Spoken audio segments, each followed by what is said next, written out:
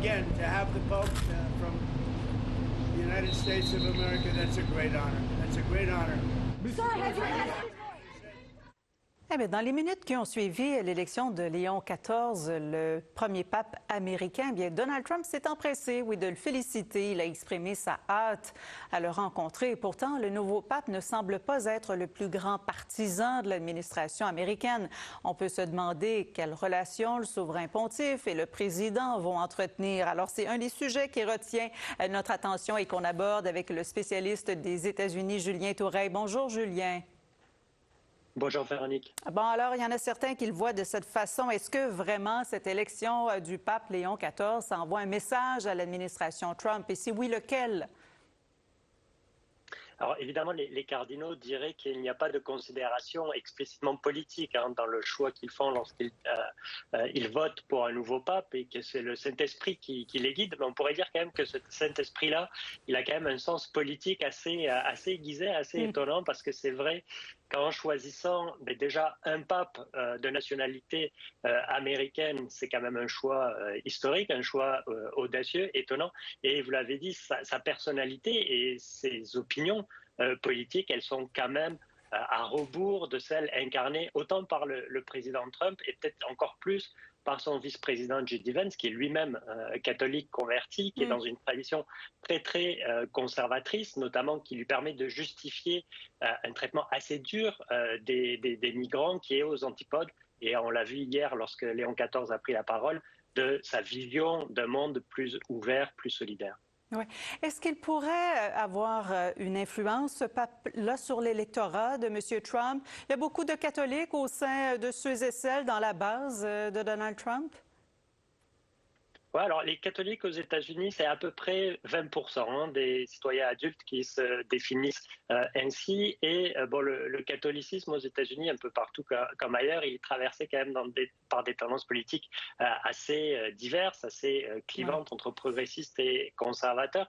Ce qui est intéressant, c'est quand même dans la réaction et de Donald Trump et de J.D. Vance, on se félicite, mais on reste au minimum, si vous voulez. Il n'y a pas d'enthousiasme parce qu'on sait très bien qu'on a une figure qui représente l'autre versant plus progressiste, encore une fois, du catholicisme et qui peut apparaître, j'allais dire, comme une figure de résistance, une figure d'opposition politique, ou du moins qui peut envoyer le message à une partie des Américains et qu'on peut être catholique et avoir des visions politiques aux antipodes de cette administration Trump.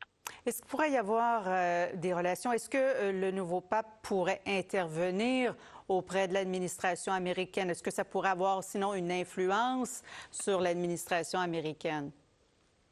Alors, ce serait très surprenant qu'un pape en exercice intervienne directement dans le débat politique, prenne des positions très claires, surtout dans le débat de son pays d'origine, si on peut le dire ainsi. Mais il est évident qu'on va envoyer des messages plus ou moins subtils, et surtout que les observateurs, et peut-être les Américains eux-mêmes, vont interpréter ces messages-là dans une perspective politique. Encore une fois, on l'a vu hier, le message de paix, d'accueil, de solidarité, l'idée qu'il faut construire des ponts et non pas ériger des murs. C'est vrai que le sous-texte par rapport au contexte politique américain peut créer une certaine tension, et peut-être un élément qui serait intéressant à surveiller dans les prochains jours, les prochaines semaines ou les prochains mois, c'est où fera son premier déplacement le pape Léon XIV. On pourrait imaginer que s'il allait par exemple à la frontière sud des États-Unis, par exemple au Mexique, ça enverrait évidemment un message qui ne passerait certainement pas inaperçu du côté de la Maison-Blanche. Alors, ce serait effectivement intéressant à surveiller. On va revenir sur les tarifs douaniers, sur ce qui s'est passé hier dans l'actualité. La Maison-Blanche qui nous annonçait donc de concert avec le Royaume-Uni qu'on avait signé un accord, en fait qu'on s'était entendu sur un accord commercial. On est à la veille aussi, Julien, de négociations qui doivent avoir lieu ce week-end à Genève entre les autorités américaines et chinoises. Est-ce qu'on sent que M. Trump est en train de mettre un peu d'eau dans son vin?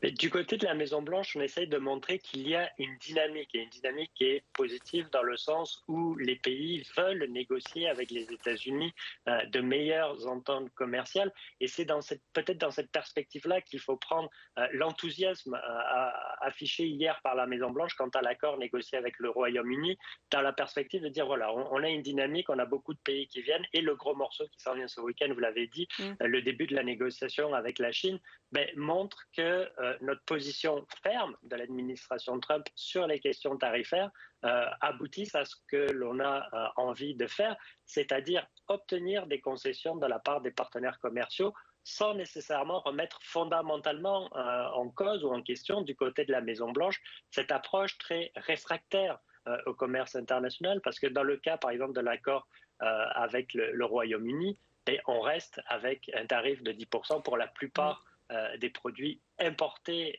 du Royaume-Uni vers les États-Unis. On accorde quelques exceptions spécifiques. Donc, on a réussi à garder sur le fond la position que l'on veut avoir, tout en montrant que les autres partenaires veulent faire des concessions pour avoir accès au marché américain. Julien, vous êtes chercheur à l'Observatoire sur les États-Unis de la chaire Raoul Dandurand. Vous remercie beaucoup d'avoir été avec nous ce matin. Merci.